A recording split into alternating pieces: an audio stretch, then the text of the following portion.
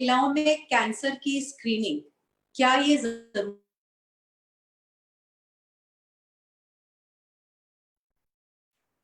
एक ऐसा शब्द है जिसको ही घबराते हैं और कोई अपने बारे में ये सुनना भी नहीं चाहता कि डॉक्टर उनके लिए कैंसर का टेस्ट करवाना चाहता है। इवन डॉक्टर के साथ भी ऐसा ही है। अगर हमारे पास किसी पेशेंट के लिए जब हम एग्जामिन करते हैं और हमें डाउट होता है कि या हमें पक्का पता होता है कि इसको तो कैंसर है ही, फिर भी हम उसको बहुत माइल्ड तरीके में बताते हैं कि देखिए हमें और जांचें करनी पड़ेंगी क्योंकि आपकी जो ये ग्रोथ है, ये गांठ है, ये ठीक नहीं है।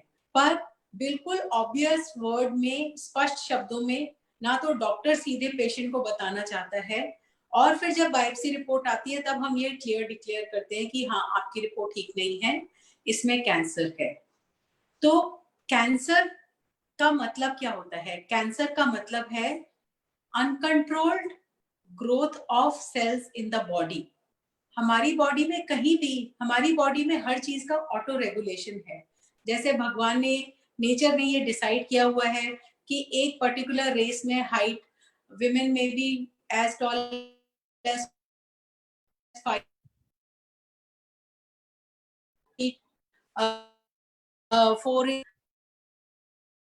Can be up to. हमारी नोज, हमारे शेप, हमारा ब्रेस्ट, हमारा यूट्रस, हमारा ओवरीज, हर चीज की एक लिमिटेड ग्रोथ होती है जिसके बाद वो अपनी शेप में रहती है। बट अगर हमारी बॉडी में अनकंट्रोल ग्रोथ कहीं भी होने लगती है, वो किसी के ब्रेन में भी हो सकती है,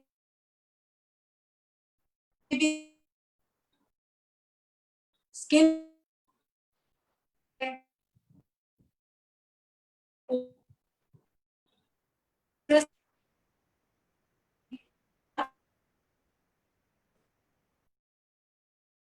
किसी में भी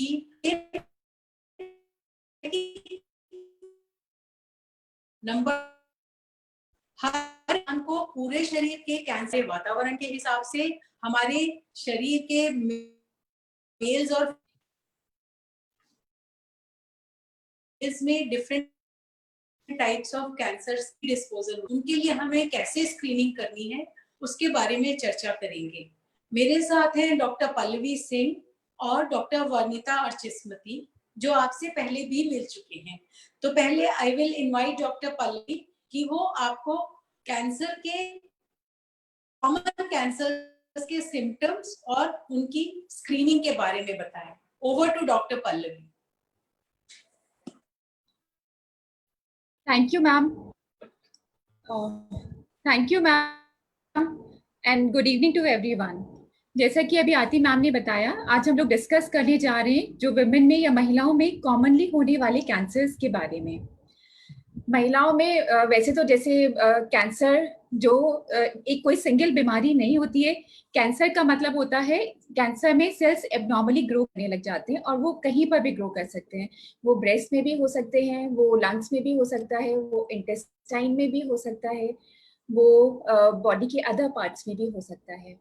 लेकिन आज हम यहाँ पर डिस्कस करने जा रहे हैं महिलाओं में होने वाले कॉमन कैंसर्स के बारे में। तो महिलाओं में जो सबसे कॉमनली होने वाले कैंसर्स हैं, एक तो है कैंसर ऑफ ब्रेस्ट, जिसे स्तन कैंसर भी कहते हैं, और कैंसर ऑफ सर्विक्स।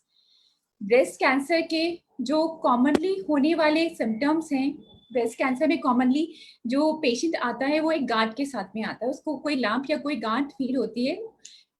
ये गांठ कभी इरेगुलर और हार्ड भी हो सकती है, इस गांठ में कभी ये सॉफ्ट भी हो सकती है और ये इसमें पेन भी फील हो सकता है। इसके अलावा ब्रेस्ट में कुछ और चेंजेस भी मिल सकती है, जैसे ब्रेस्ट की जो स्किन है उसमें ऑरेंज के पील के जैसे दिखने लग जाती है। निप्पल का जो रिसेंटली रिट्रैक्शन हो सकता है, निप्पल से कोई डिस्चार्ज आ सकता है, या कोई एबनॉर्मल स्वेलिंग वगैरह कुछ भी होती है, तो पेशेंट हमारे पास में ये सारे सिम्टम्स लेके प्रेजेंट आता है। आपको कोई भी गांठ या कुछ भी महसूस होता है तो आपको अपने डॉक्टर से कॉन्टैक्ट करना चाहिए।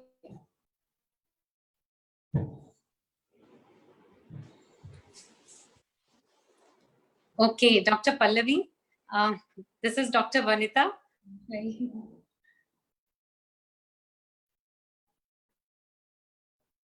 कैंसर के होने वाले लक्षण के बारे में अब मैं आपसे ये पूछना चाहूंगी कि आखिर वो कौन-कौन से रिस्क फैक्टर्स हैं जो ब्रेस्ट कैंसर महिलाओं में करते हैं, मतलब क्या कुछ ऐसे रिस्क फैक्टर्स हैं जिसमें कि ज्यादा संभावनाएं हैं ब्रेस्ट कैंसर होने की?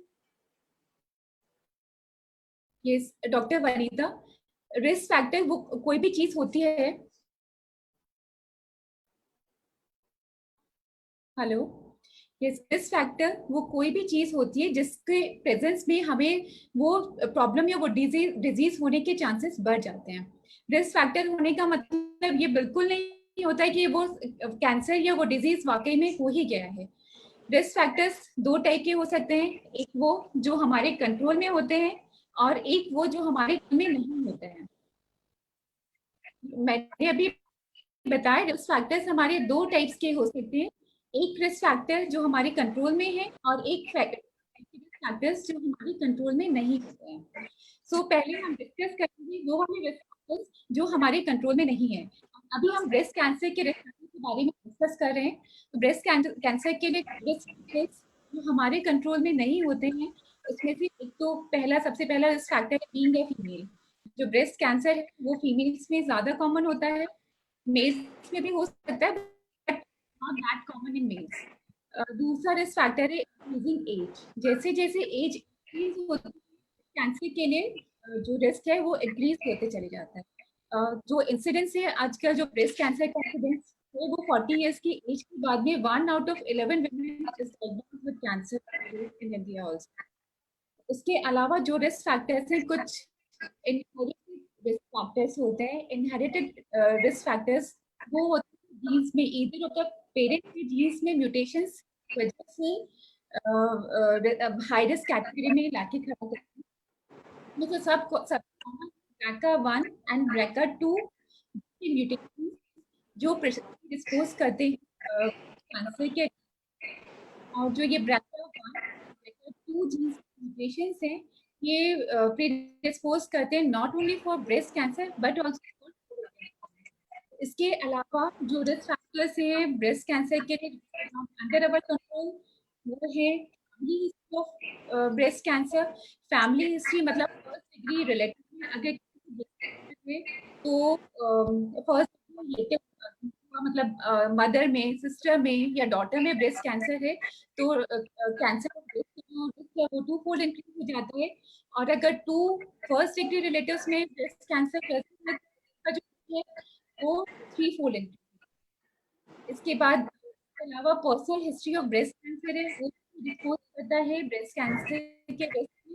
जो पर्सनल हिस्ट्री है ब्रेस्ट कैंसर वो अदर ब्रेस्ट में भी अराइज हो सकता है या सेम ब्रेस्ट में दूसरी जगह पर भी अराइज हो सकता है। इसके अलावा जो रिस्क फैक्टर्स होते हैं, एक एक कंडीशन थी वो जो यूट्रो में जिन में कुछ वुमेन को एक ड्रग थे डाइथाइल वो दिया गया था टू प्रिवेंट मिसकैरेजेस। तो जो फीमेल बॉर्न हुई थी उनमें रिस्क कैंसर ये ब्रेस्ट कैंसर का जो रिस्क था वो ज्यादा पाया गया। इसके कुछ अदर फैक्टर्स है जो हमारे कंट्रोल में है जिनको हम कंट्रोल कर सकते हैं और उससे हमारा रिस्क ऑफ ब्रेस्ट कैंसर कम हो जाता है। उसमें से एक कंजम्पशन ऑफ अल्कोहल। दूसरा रिस्क फैक्टर है हमारा early pregnancy means early delivery at an early age. के अलावा ब्रेस्ट फीडिंग जो है it is considered as a protective factor against breast cancer. उसके अलावा अगर हम हेल्दी डाइट एक हेल्दी लाइफस्टाइल मेंटेन करेंगे एक्सरसाइज करेंगे तो भी हम हमारा ब्रेस्ट कैंसर कम हो जाता है। Okay, thank you so much. तो डॉक्टर पल्लवी, आखिर इस ब्रेस्ट कैंसर से बचाव कैसे किया जा सकता है? कैसे हम प्रिवेंट करें इसे? ब्रेस्ट कैंसर के बचाव के लिए एक तो जैसे हमने बताया जो फैक्टर्स हमारे कंट्रोल में हैं उनको हम रिड्यूस करके अपने रिस्क ऑफ ब्रेस्ट कैंसर को कम कर सकते हैं। जैसे कि अगर अल्कोहल कंजम्पशन है तो उसका इंटेक लिमिटेड कर दें। बेबी को अपनी ब्रेस्ट फीडिंग कम से कम 1 वीक तक ब्रेस्ट फीडिंग कराएं। उसके अलावा 30 minute of exercise 5 days in a week वो रिकमेंडेड है, वो आपकी कैंसर के रिस्क को कम करती है। एंड अपार्ट फ्रॉम दैट अगर हम हेल्थी डाइट भी करके रखेंगे तो वो भी ब्रेस्ट कैंसर से के रिस्क से प्रिवेंट करता है। हेल्दी डाइट भी मतलब इट इज रिकमेंडेड कि जो हमारे have 5 servings of fruits and vegetables in a day that provides protection against cancers. इसके अलावा जो हमारे रिस्क फैक्टर्स हैं, जैसे मैंने बताया, एक रिस्क फैक्टर होता है फॉर ब्रेस्ट कैंसर म्यूटेशंस। इसमें म्यूटेशन के लिए अगर हमारी फैमिली में है ब्रेस्ट कैंसर की, उसके लिए हमें भी जेनेटिक टेस्ट किया, उसमें BRCA2 पॉजिटिव आया है, तो इन ऐसे पेशेंट्स के लिए प्रिवेंटिव सर्जरी एडवाइजेबल है, removal of both breast and removal of ovary advise. इसके अलावा सर्टेन ड्रग्स होती हैं जैसे एस्ट्रोजन रिसेप्टर मॉड्यूलेटर्स हैं, टेमोक्सिफेन, डिलॉक्सिफेन एंड एरोमेटेज इनहिबिटर्स भी हैं, जो भी प्रिवेंटिव उनका रोल है। बट ये सारी ड्रग्स हमें हमेशा डॉक्टर की एडवाइस के लिए अपने आप से कोई भी मेडिसिन नहीं लेना है। ओके ओके, एक बहुत पॉपुलर टर्म आजकल है कैंसर स्क्रीनिंग। कई बार हम रोड पे जाते हैं और होर्डिंग्स पे लिखी होती हैं गो फॉर कैंसर स्क्रीनिंग। तो ये कैंसर स्क्रीनिंग क्या चीज है? कैंसर स्क्रीनिंग का पर्पस है डॉक्टर वनीता कि कोई भी अगर डिजीज है हम उसको अर्ली डिटेक्ट करें, अर्ली डिटेक्ट करके इसको अर्ली डायग्नोस करके हम अर्ली ट्रीटमेंट इनिशिएट कर सकते हैं, जिससे कि हम पेशेंट की जो मॉर्बिडिटी है वो कम कर सकें और पेशेंट की जो लाइफ है उसको हम कम कर सकें। जो एसोसिएटेड मोर्टेलिटी है या डेथ है बिकॉज ऑफ कैंसर, हम उसका नंबर रिड्यूस कर सकें। जो हाई रिस्क पेशेंट्स हैं उनको हम अर्ली डायग्नोस कर सकें। तो ओके, तो क्या ये ब्रेस्ट कैंसर या स्तन की कैंसर है, इसकी भी स्क्रीनिंग की जा सकती है? यस, ऑफ कोर्स की जा सकती है। ब्रेस्ट कैंसर की स्क्रीनिंग के लिए हमारे पास जो जो टूल्स अवेलेबल हैं वो है mammography, MRI, ultrasound, breast self examination and clinical breast examination. इन सब की मदद से हम ब्रेस्ट कैंसर के लिए स्क्रीनिंग कर सकते हैं और स्क्रीनिंग करके हम कैंसर को अर्ली डायग्नोस कर सकते हैं। ओके, तो आपने बताया था कि कैंसर जो महिलाओं में सबसे ज्यादा कॉमन है, एक तो स्तन की कैंसर है और दूसरी है सर्वाइकल कैंसर, यानी कि बच्चेदानी के मुंह की कैंसर। आप क्या कैंसर ऑफ ब्रेस्ट कैंसर में कुछ और भी कहना चाहती थी? ब्रेस्ट कैंसर की स्क्रीनिंग के लिए मैं बताना चाहती हूँ डॉक्टर वनीता, स्क्रीनिंग में जो हम स्टार्ट करेंगे 21 ईयर्स की एज में गर्ल्स को हम एडवाइस करेंगे 20+ ईयर्स की एज में they should start breast self examination monthly. They should do breast self examination or once in 3 years they can get clinical breast examination done. उसके अलावा after the age of 40 years mammography is recommended annually. Every year mammography recommended as a part of screening. And अगर कोई high risk factor diagnose है, अगर family में किसी को breast cancer है, तो ऐसे पेशेंट्स दे कम अंडर हाई रिस्क, और उन लोगों के लिए जो स्क्रीनिंग एडवाइजेबल है वो 30 इयर्स मतलब एक डेकेड अर्ली स्टार्ट हो जाता है। 30 इयर्स की एज से स्क्रीनिंग स्टार्ट हो जाती है एंड हम लोग मैमोग्राफी के साथ में MRI भी इंक्लूड कर लेते हैं। ओके ओके, तो फिर अब हम आते हैं जो दूसरी मोस्ट कॉमन कैंसर है, बच्चेदानी की मुंह की कैंसर या सर्वाइकल कैंसर के बाद। इसमें लक्षण क्या क्या होते हैं? ओके, कैंसर और बच्चेदानी के मुंह का कैंसर या कैंसर सर्विक्स, पहले ये सबसे कॉमन कैंसर था इंडिया में, लेकिन आजकल ब्रेस्ट कैंसर नंबर 1 हो गया है, नंबर 2 पर कैंसर सर्विक्स है। इसमें जो पेशेंट्स हैं यूजुअली वो प्रेजेंट करते हैं कुछ एबनॉर्मल वेजाइनल ब्लीडिंग के साथ में, या फिर कुछ फाउल स्मेलिंग डिस्चार्ज के साथ में, या पेन इन लोअर एब्डोमेन, मतलब कभी कभी नॉन स्पेसिफिक सिम्टम्स के बाद में भी वो प्रेजेंट करते हैं। एंड एग्जामिन करते हैं तब हमें कुछ ग्रोथ या कुछ इस टाइप का नजर आता है जो सस्पिशन एराइज करता है कि ये कैंसर ऑफ सर्विक्स हो सकता है।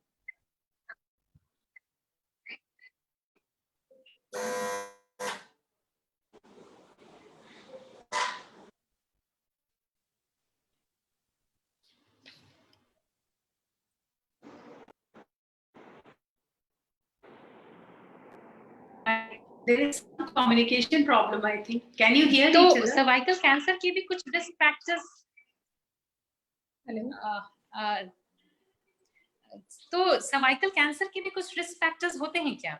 यस, डेफिनेटली सर्वाइकल कैंसर के लिए भी रिस्क फैक्टर्स होते हैं। सर्वाइकल कैंसर के लिए रिस्क फैक्टर्स हैं हमारे infection like HPV infection, HIV, जो इम्यूनो कॉम्प्रोमाइज पेशेंट्स हैं, they are also at high risk for developing cancer cervix. Genital herpes होता है जो भी प्रेडिस्पोज करता है फॉर कैंसर सर्विक्स।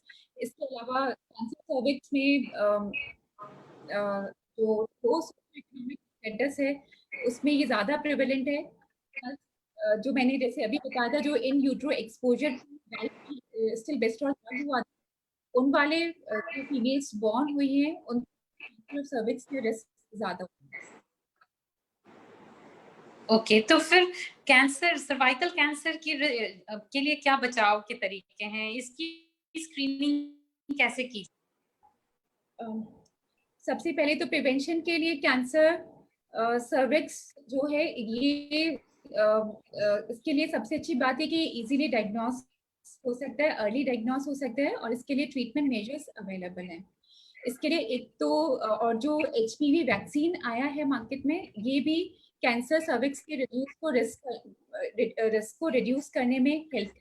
तो कैंसर सर्विक्स के लिए हमारे पास जो प्रिवेंटिव मेजर्स हैं, एक तो है HPV वैक्सीनेशन, फिर means like actually transmitted infections होते हैं उनको प्रिवेंट करना। For that monogamy should be practised, and apart from यही अगर सर्कमसिजन होता है वो भी पार्शियली प्रोटेक्टिव होता है against cancer cervix.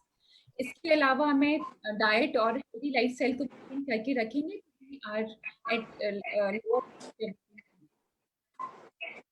That's very good. I would like to add, cancer cervix is one of the, हमारे इंडिया में पहले ये नंबर 1 कैंसर होता था अमंग्स द वुमेन, बट अब क्योंकि इसकी अवेयरनेस बहुत ज्यादा हो गई है और इससे पहले कोई लेडी कैंसर सर्विक्स तक पहुंचे उसमें रेगुलर हेल्थ चेकअप बहुत जरूरत होती है। तो 21 इयर्स के बाद अगर कोई लेडी पैप्समियर और नॉर्मल चेकअप जिसको हम कहते हैं विजुअल इंस्पेक्शन ऑफ सर्विक्स के लिए क्लिनिक जाती रहती है, जो कि बहुत ही इनएक्सपेंसिव बिना खर्चे वाला टेस्ट होता है कि गायनेकोलॉजिस्ट एक बार अंदर से सर्विक्स को देख लेता है कि वो कैसी लग रही है, और कैंसर डेवलप होने से पहले कम से कम 7-8 साल लगते हैं प्री कैंसरस स्टेज से कैंसर डेवलप होने में। और प्री कैंसरस स्टेज जैसे अगर आप में से कुछ लोगों ने पैप्समियर करवाया होगा, तो अगर सर्विक्स में इन्फेक्शन होता है पहले उसमें मेटाप्लास्टिक चेंजेस आते हैं जो कि नॉन कैंसरस होते हैं, और मेटाप्लास्टिक चेंजेस के बाद डिस्प्लेजिया शुरू होता है। ये कैंसर की बिल्कुल वार्निंग शुरुआत होती है, और उस डिस्प्लेजिया के भी 3 स्टेजेस होती हैं, डिस्प्लेजिया ग्रेड 1, 2 एंड 3, जिसको आजकल न्यू टर्मिनोलॉजी में CIN 1, 2, 3 कहते हैं। और उसके बाद आता है कार्सिनोमा इन सिटू, कि सर्विक्स के अंदर ही कैंसर है और उसके बाद फ्रैंक कैंसर डेवलप होता है। तो अच्छी बात यह है कि ये बहुत स्लोली डेवलपिंग कैंसर होता है। तो अगर आप अपने गायनेकोलॉजिस्ट के पास साल में एक बार भी अपने रूटीन चेकअप के लिए जाते हैं, इनफैक्ट विलेजेस में जहां पर पैप्समियर की सुविधा उपलब्ध नहीं है, वहां पर एक सिंपल टेस्ट होता है जिसको कहते हैं visual inspection by application of dilute acetic acid. थोड़ा सा बिल्कुल हल्का डाइल्यूट केमिकल लगा के अगर सर्विक्स का कलर चेंज होता है, उससे भी आपकी महिला चिकित्सक आपको समझा सकती हैं कि आपकी सर्विक्स अनहेल्दी हो रही है, और अगर आप सही समय पर इसका इलाज करवा लेंगे तो आपकी कैंसर की स्टेज थम सकती है। तो इसलिए हमें डरना नहीं चाहिए, लेकिन एक रेगुलर हेल्थ चेकअप हमें बचा सकता है हमारी बॉडी में फ्रैंक कैंसर।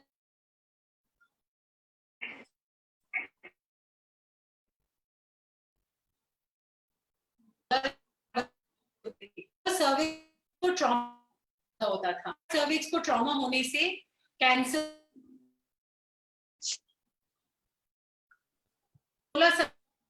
के बाद बच्चे अबॉर्शन, तो कैंसर के चांसेस ज्यादा थे। लेकिन अब क्योंकि लोग 1, 2 मैक्सिमम 3 बेबीज करते हैं, तो कैंसर सर्विक्स के चांसेस कम हो गए हैं और हेल्थ चेकअप से भी कम होता है। लेकिन अब जो है मॉडर्न वुमेन में कैंसर ओवरी का रिस्क बढ़ता जा रहा है। तो डॉक्टर पल्लवी, आप कुछ कैंसर ओवरी के बारे में बताइएगा कि इसके क्या सिम्टम्स होते हैं, अगर होते हैं, और हम इसके बारे में मतलब हमें क्या अवेयरनेस चाहिए जिससे कि इस ये एडवांस स्टेज में ना पहुंचे और हमारी महिलाओं को पता हो कि कोई भी कैंसर, अगर वो प्री कैंसरस स्टेज मतलब उस फ्रैंक कैंसर डेवलप होने से पहले हम पता कर लेते हैं और उसको बॉडी से हटा देते हैं, तो हमें कीमोथेरेपी, रेडियोथेरेपी जैसी चीजें जिनसे कि जनरल वीकनेस बहुत होती है उससे भी हम बच सकते हैं। इसीलिए हमारी कोशिश होती है कि अर्ली डिटेक्शन ऑफ कैंसर, यानी कि हमें शुरुआत में ही पता चल जाए कि हमारी बॉडी में कहीं एबनॉर्मल ग्रोथ हो रही है और हम उस एबनॉर्मल ग्रोथ को हटा दें। जिससे आप लोगों को सबने सुना होगा, नहीं रेडियोथेरेपी डॉक्टर साहब वो हमने सुना है बहुत साइड इफेक्ट्स होते हैं, कीमोथेरेपी नहीं नहीं बहुत साइड इफेक्ट्स होते हैं। सो हम उस स्थिति तक ना पहुंचे। डॉक्टर पल्लवी प्लीज थोड़ा इस ये ओवरी के बारे में हमें अवगत कराएं। Thank you. Thank you ma'am. Cancer ovary के बारे में जैसे कि अभी थोड़ी देर पहले भी हमने डिस्कस किया था, एक तो इनहेरिटेड होता है, जेनेटिक होता है, फैमिली में होता है। अगर BRCA1 एंड BRCA2 से पेशेंट्स मिला है तो ऐसे पेशेंट्स में वो ऑलरेडी प्रीडिस्पोज होते हैं कैंसर ओवरी डेवलप होने के लिए। तो ऐसे पेशेंट्स को हम prophylactic removal of the ovary advise करते हैं। उसके अलावा जो कैंसर ओवरी के सिम्टम्स होते हैं कई बार वो नॉन स्पेसिफिक होते हैं, heaviness in lower abdomen, pressure symptoms होती है, ट्यूमर साइज इंक्रीज होने लगता है तो वो प्रेशर सिम्टम्स के साथ ही प्रिवेंट करते हैं। और आजकल हमारे पास तो अच्छा टूल है अल्ट्रासाउंड, जिससे हम ओवरी में कभी एबनॉर्मेलिटी लगती है या कुछ सिस्ट वगैरह एबनॉर्मल कुछ सिस्ट लगता है तो हम उसको डायग्नोज कर सकते हैं। हम उसको अगर सस्पिशन अराइज हो वी कैन गो MRI। और इसके अलावा हम कुछ ट्यूमर मार्कर्स होते हैं जो कि हमें कैंसर ओवेरियन कैंसर को फॉलो करने में हेल्प करते हैं, जैसे कि CA-125, हम वो सारी टेस्ट करा सकते हैं। Okay, okay. That's very nice. Yeah, we have one interesting question, Dr. Vanita. आप प्लीज बताओ। Mrs Rekha Chaudhary is asking कि today morning when she was having bath उनको लेफ्ट ब्रेस्ट में एक छोटी सी गांठ महसूस हुई, और जैसा आप मेरे साथ रोज ओपीडी में देखते हो कि गांठ महसूस होते ही the patient, it's a good thing patient reaches the doctor कि कुछ गड़बड़ तो नहीं है। तो अब आप बताओ कि आप उनको कैसे कन्विंस करोगे कि गांठ का मतलब कैंसर नहीं होता है। यस मैम, आपके जो गांठ है वो कॉमन बिनाइन ट्यूमर्स, मतलब कोई कैंसर नहीं हो फिर भी एक छोटी सी गांठ हो सकती है, जैसे कि फाइब्रोएडेनोमा होती है या फाइब्रोसिस्टिक डिजीज या फाइब्रोएडेनोसिस, मतलब कैंसर के अलावा कुछ ऐसे कंडीशंस हैं जिसमें कि गांठ हो सकती है। मगर कोई ब्रेस्ट की गांठ को इग्नोर नहीं करना चाहिए, एक डॉक्टर को जरूर दिखाना चाहिए। डॉक्टर आपको एग्जामिन करेंगी और अगर उन्हें लगा कुछ टेस्ट कराने की जरूरत है तो वो भी कराएंगी। Don't panic but see a doctor first. Thank you. अधिकतर गांठें जो होती हैं वो बेनाइन ही होती है। बेनाइन मतलब नॉन कैंसरस, पर उनको चेक करना जरूरी है। और अगर सच में एक गांठ होगी तो हम एक सिंपल टेस्ट जिसको सोनोमैमोग्राफी कहते हैं करवा सकते हैं।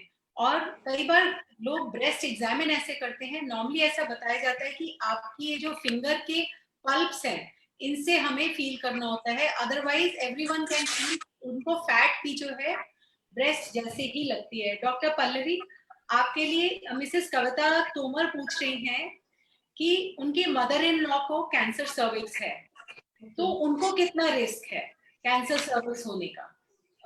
मदर इन लॉ को अगर कैंसर है तो कविता तोमर को कोई रिस्क नहीं है कैंसर सर्विक्स होने का।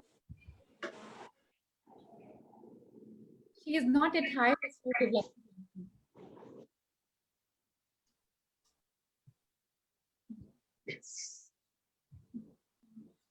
मदर इन लॉ में कैंसर होने से कविता तोमर को कोई रिस्क नहीं कैंसर सर्विक्स होने का।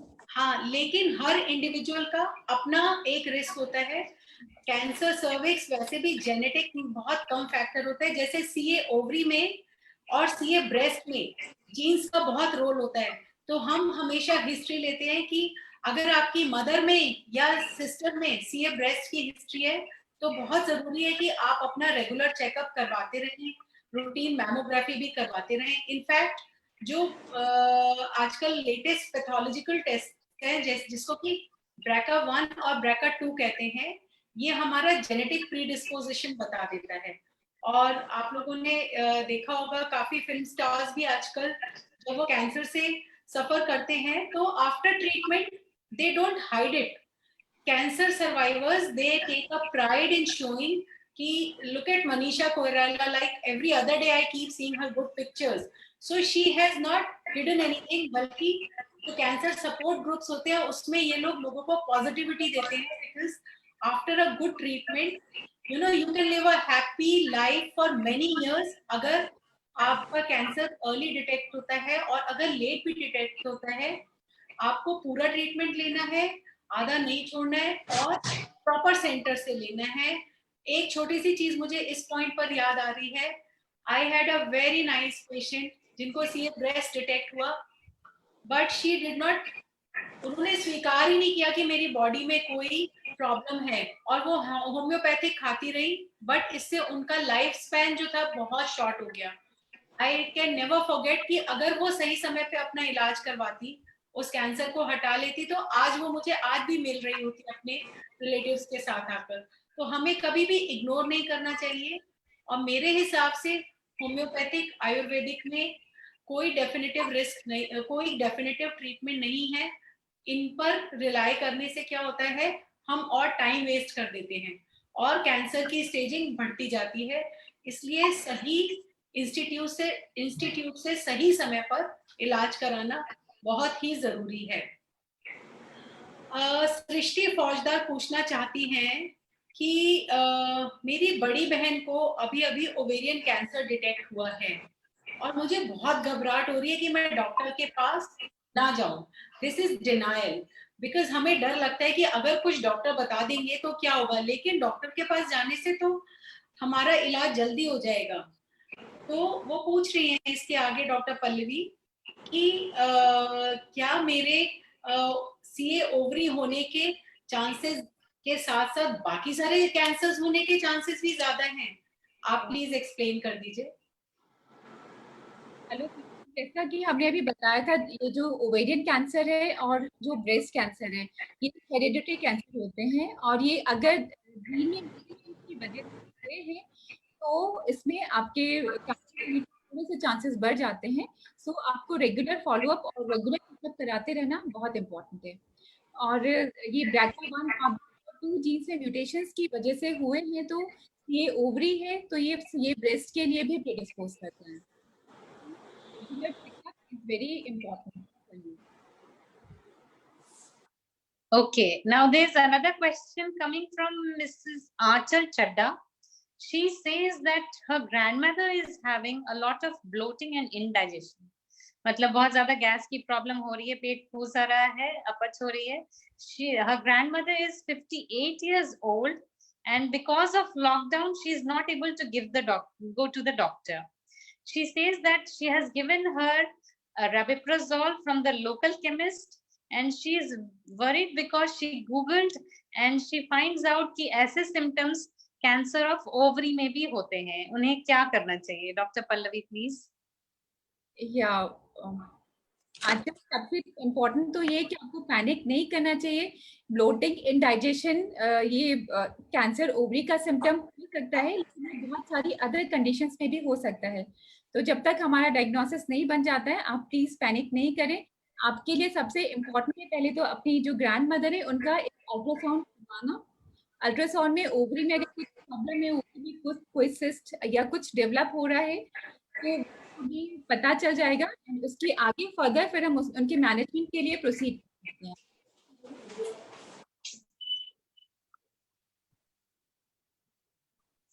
Nice. So, you know, we have another Dr. Pallavi. I wanted to ask you, मेरे पास ना बहुत सारी गर्ल्स आती हैं, young girls with their mothers, कि हमें सर्वाइकल कैंसर की वैक्सीन लगा दीजिए डॉक्टर। तो आपका इसके बारे में क्या राय है कि क्या हमें सारे स्कूल की गर्ल्स को वैक्सीन लगा देनी चाहिए? मतलब ये जैसे हम टेटनस लगाते हैं, बीसीजी लगाते हैं, हमें सारी यंग गर्ल्स को सर्वाइकल कैंसर की वैक्सीन देनी चाहिए या कोई सेलेक्टेड ग्रुप है? प्लीज ये वाली चीज सबकी क्लैरिफाई करिए। Thank you ma'am. मैम आजकल जो ये सर्वाइकल कैंसर का वैक्सीन है, एचपीवी वैक्सीन है, वो आइडियली सबके लिए रिकमेंडेड है। और ये वाला जो वैक्सीन का डोजिंग शेड्यूल होता है, अगर less than 15 years of age में लगा रहे हैं तो हमें 2 ही डोज देने की जरूरत पड़ती है। और अगर 15 ईयर्स के बाद में है तो ये 3 डोजेस इसके रिकमेंडेड है। एक 0 डोज उसके 2 मंथ्स पे, फिर 6 मंथ्स के बाद में। और अप टू 26 ईयर्स तो रिकमेंडेड है। 26 ईयर्स के बाद में मोस्टली एचपीवी जो वायरस है उसके लिए एक्सपोजर हो चुका होता है। तो 27 टू 45 ईयर्स के लिए भी कुछ क्लिनिशियंस रिकमेंड करते हैं। तो ऐसे जो पेशेंट्स हैं मोर देन 26 ईयर्स, वो अपने डॉक्टर की एडवाइस से लगवा सकते हैं। एचपीवी वैक्सीन के साथ में ये एक इम्पॉर्टेंट चीज है कि अगर एक्सपोजर नहीं हुआ है तो जिन स्ट्रेन्स के लिए वैक्सीन बना है उन स्ट्रेन्स के लिए ये कैंसर को प्रोटेक्ट करेगा।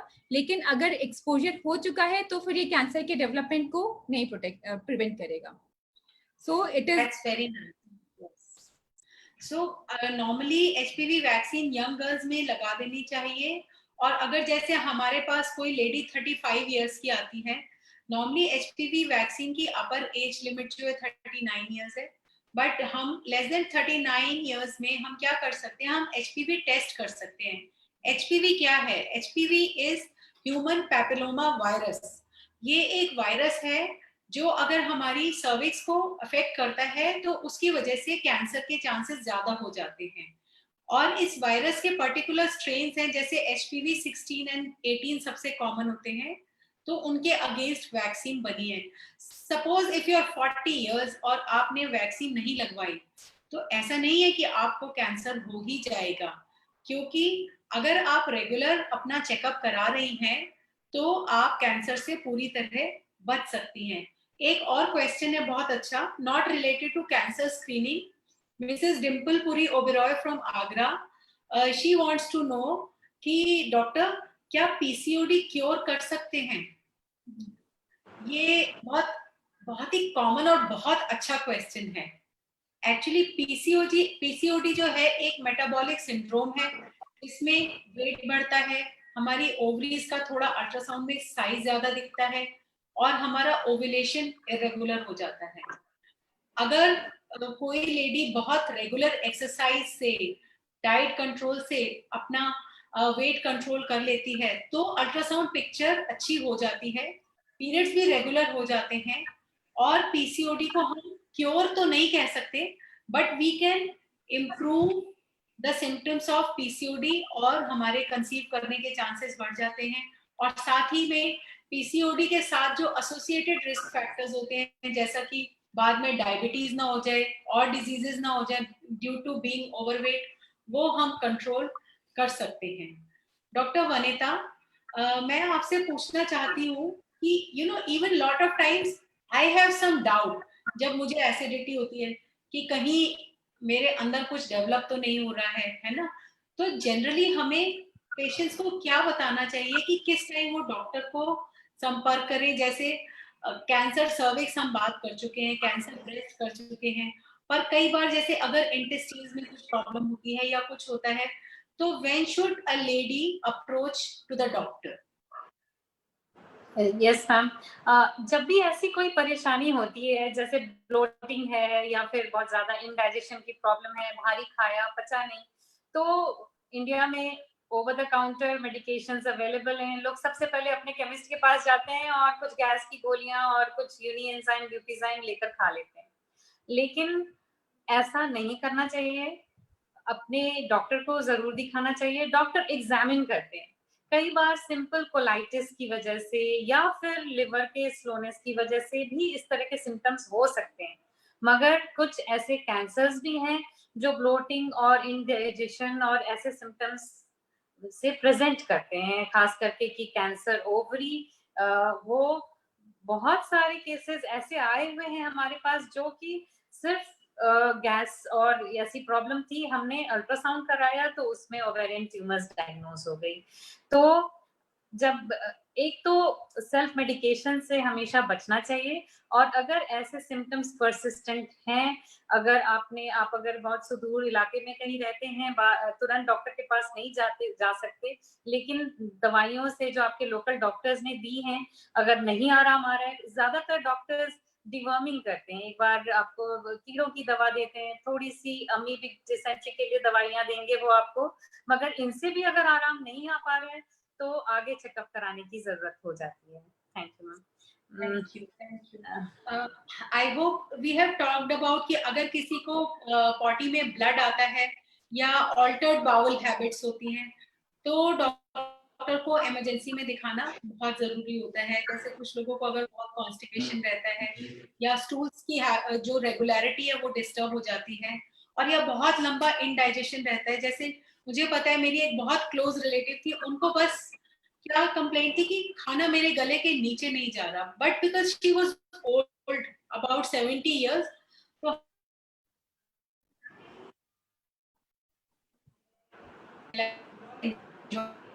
उनको टेस्ट कराने लेकर तो पता चला कि ये ईसोफेगस यानी कि खाने की पाइप में कैंसर था, और वो हमें तो लेट पता चला। तो कई बार कुछ चीजें ऐसी हैं, कुछ कैंसर्स ऐसे हैं, बहुत लेट करते हैं, इसलिए हमें जैसे खाने की पाइप का कैंसर हो गया, ओवरीज का कैंसर हो गया, और या इंटेस्टीन, लार्ज इंटेस्टीन का हो गया, जिनमें कि अंटिल बड़ा हो जाए बताना शुरू करती है। एक बहुत अच्छा क्वेश्चन है डॉक्टर पल्लवी के लिए। मानवी चौधरी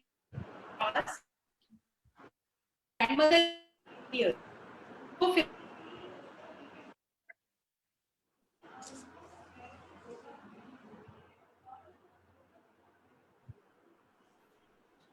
पर लॉकडाउन की वजह से जा नहीं पा रहे हैं, तो अब उन्हें क्या करना चाहिए? मतलब क्या ये कोई गंभीर सिम्टम है या वो घर पर ही कोई दवाई खा के वेट कर लें? मानवी देखो, पोस्ट मेनोपॉज एक नॉर्मल सिम्टम नहीं होता है और उसके बाद में ब्लीडिंग हुई है तो हमें उसका कॉज पता करना बहुत जरूरी है। कभी कभी सिंपल इन्फेक्शन या ड्राइनेस की वजह से भी हो सकता है, लेकिन कभी कभी ये एक जैसे हम अभी आज डिस्कस कर रहे हैं कैंसर के बारे में, ये जो यूट्रस की जो लाइनिंग होती है एंडोमेट्रियस, उसका कैंसर का भी सिम्टम हो सकता है।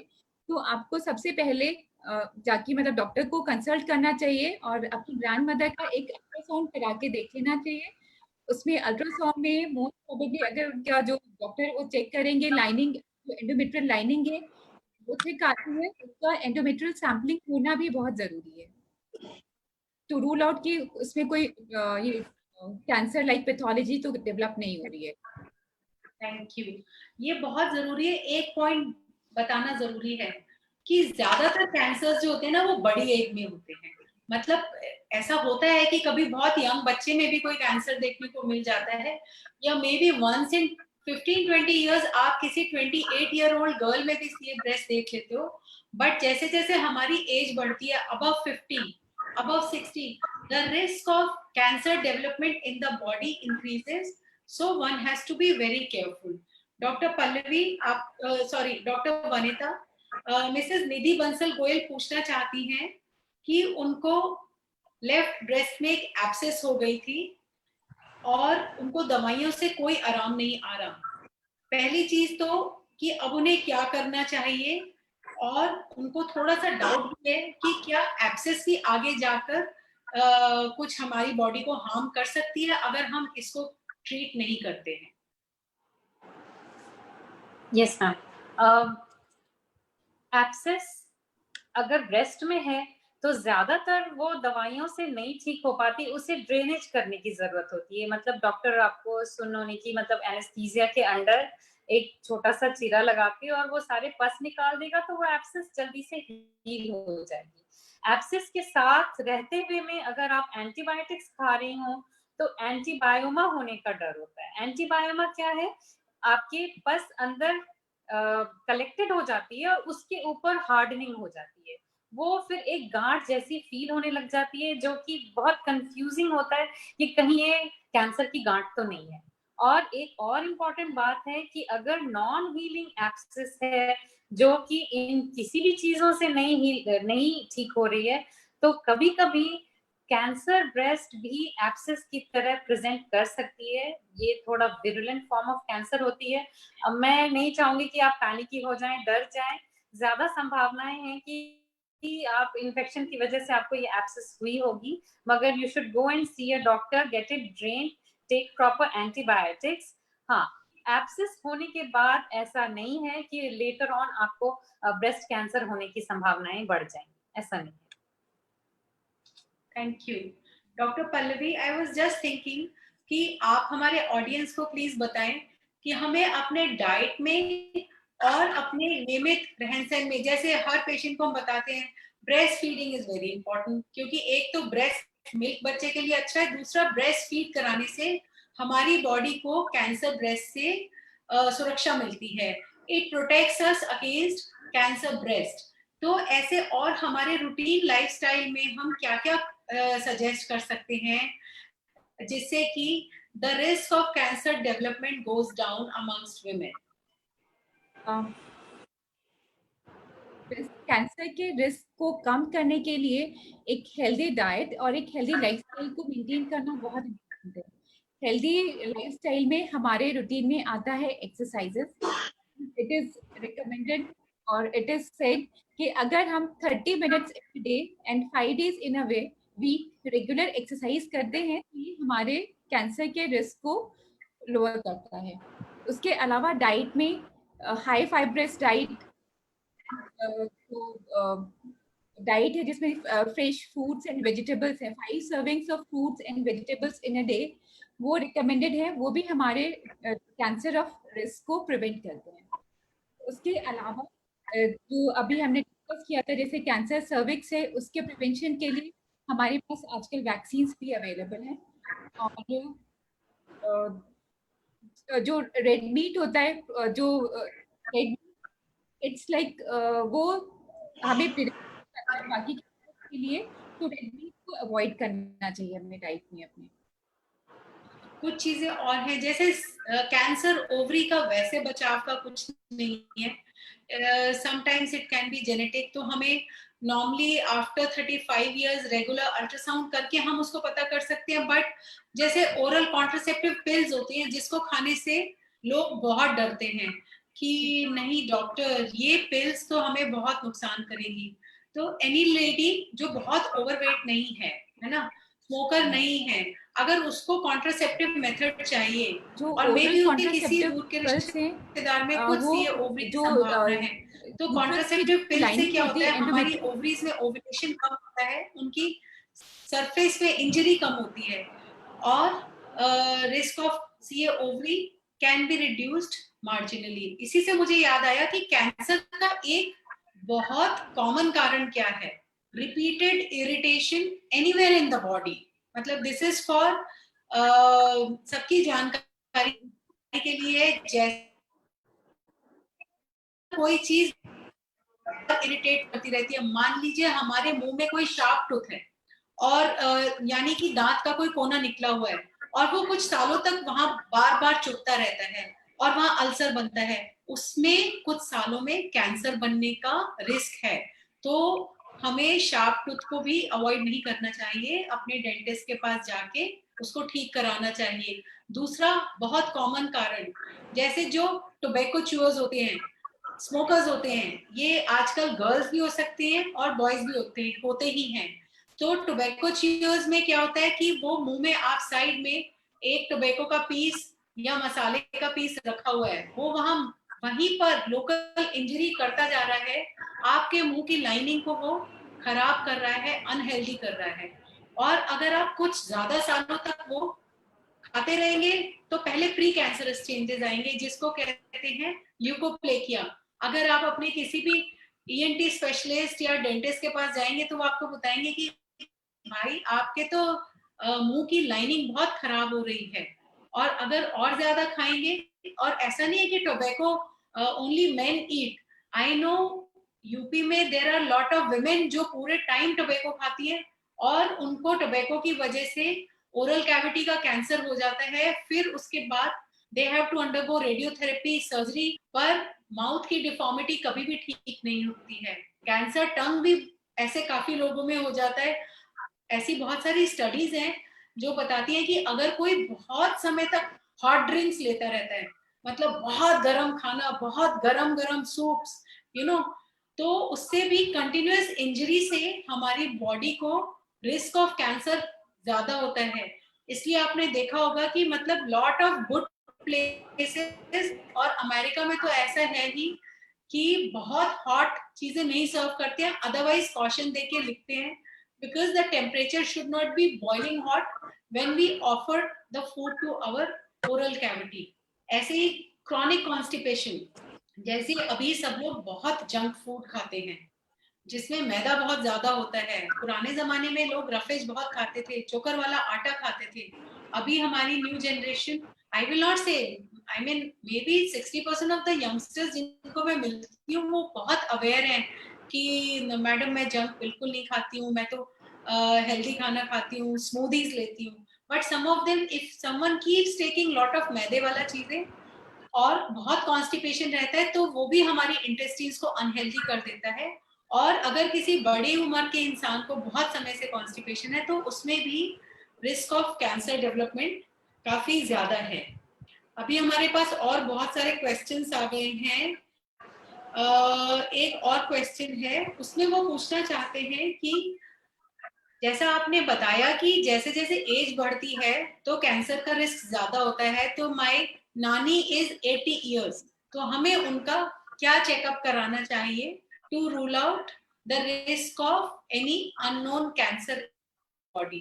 डॉक्टर पल्लवी प्लीज उनके बारे में, रूटीन चेकअप के बारे में गाइड करिए। Is my question audible? I think there's some internet problem. Some little network problem. Yeah, yes. So what I've understood is like some grandmother is there who's 80 years old, and what routine investigations should be advised for her?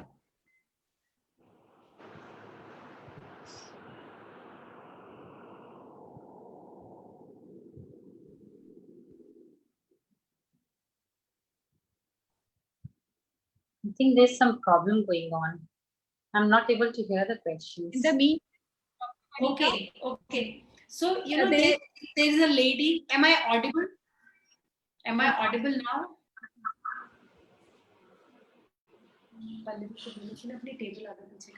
So okay, I'll explain. You know, there's a lady who's 80 years. Okay, तो हमें इतनी as पे routine checkup करवा देनी चाहिए, जैसे कि blood counts हैं।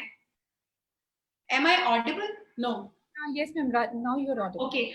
Now, if you want to answer the question, Pallavi, you can answer. 80 years age पर routine health checkup to rule out any cancer. Routine health checkup में मैम हम उनके ब्लड टेस्ट करा सकते हैं, जो जनरल ब्लड टेस्ट हम करवाते हैं उनका ब्लड काउंट एक करवा सकते हैं, we can get sugar levels, heart thyroid levels check, and we can get one ultrasound done. अलावा एक फिजिकल एग्जामिनेशन हम कर सकते हैं to check the status of our cervix, and that's it. abnormality हमें डिटेक्ट होती है, then we can advise her further something. Okay, thank you. और साथ में हम एक एक्सरे चेस्ट भी कर सकते हैं, which can give us further idea about the thing. So the message is कि हमें कैंसर से डरना नहीं है, लेकिन एक एनुअल हेल्थ चेकअप जरूर कराना है।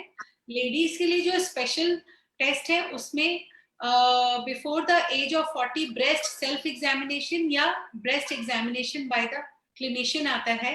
ओके, अगर कोई लंप या फैमिली हिस्ट्री ऑफ ब्रेस्ट है तो हमें सोनोमैमोग्राफी करवा देनी चाहिए। कैंसर सर्विक्स की स्क्रीनिंग के लिए पैप्समियर सबसे बढ़िया है, और यूट्रस और ओवरीज की कंडीशन देखने के लिए a good ultrasound gives us lot of information. Otherwise हम सबको एक हेल्दी लाइफस्टाइल प्रैक्टिस करना चाहिए. Doctor Vanita, I want tips for the audience from you, that what should be done so that they stay healthy. Basic tips.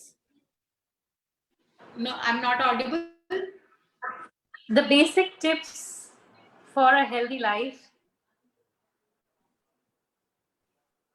Yes, बहुत बचपन में हमने सीखा था early to bed, early to rise. So lifestyle modification, getting up on time, going to bed on time, taking fresh fruits, leafy vegetables, बहुत सारे vegetables. Keep yourself well hydrated and exercise regularly. जैसा doctor Pallavi ने बताया, हमारी diet, exercise ये सभी important हैं. To practice monogamy, वो भी बहुत इम्पोर्टेंट है. To prevent sexually transmitted infections and proper immunization भी जरूरी है.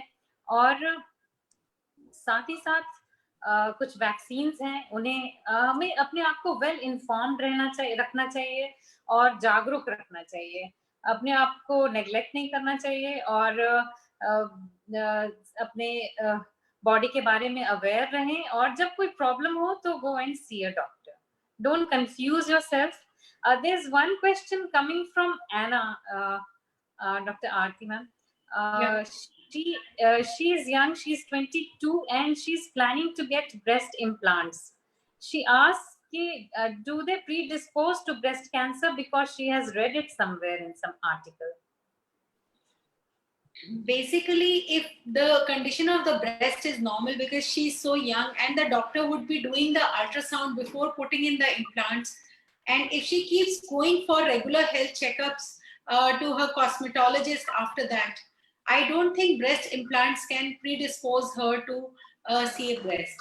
And if she's very keen to get it done, maybe because of her, professional requirement, Anna's name seems that she may be a model, you should go ahead, and with regular health checkup, you should not feel scared, my dear. Another question for Dr. Pallavi: is multi-load safe? Multi-load is safe, and nowadays we have one advanced variety of multi-load, which is Mirena. Mirena releases the hormone locally inside the endometrium, and it prevents the endometrium from growing. So it is preventive also against the endometrial cancer. So in case like infection or any other pathology not there in the cervix, then multi-load is quite safe. Thank you. Yes, multi-load is safe, but it has to be put by a well-informed health worker, क्योंकि multi-load से पहले उनको आपकी cervix check करनी चाहिए कि आपकी cervix healthy है, आपका यूट्रस हेल्दी है, उसमें फाइब्रॉइड्स या कोई और प्रॉब्लम नहीं है, यूट्रस की लाइनिंग ठीक है. तो अगर मल्टीलोड को एक हेल्दी नॉन इन्फेक्टेड सिस्टम में लगाया जाता है, then it is absolutely safe.